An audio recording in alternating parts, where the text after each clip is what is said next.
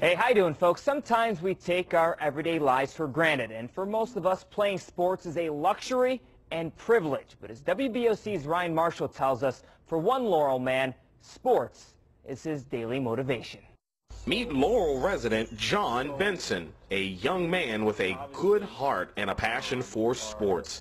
But nearly 5 years ago, while John was diving at a pool, his life would change forever. I don't know. I don't remember all the details, but I remember, getting drug out and, trying to figure out, what's going on here. I can't move, I can't get up. I drove to Christiana 1 in the morning, and we all found out more or less together that he was paralyzed at that time. He had no arms or hands at that time. Since that day, John has been in a wheelchair, paralyzed from the chest down.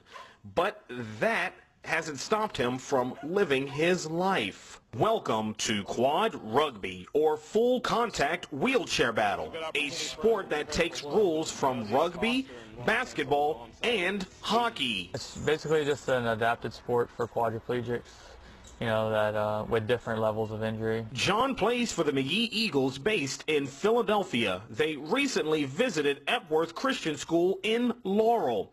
The Eagles talk to people nationwide about the sport. John actively goes to demonstrations and drives himself to be with the team. He goes to McGee every Tuesday and drives up.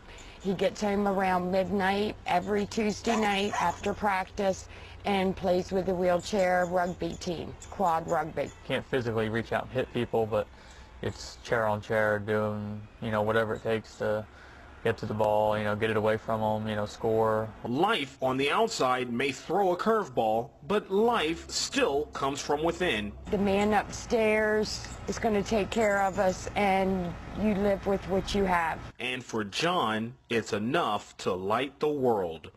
Ryan Marshall, WBOC Sports.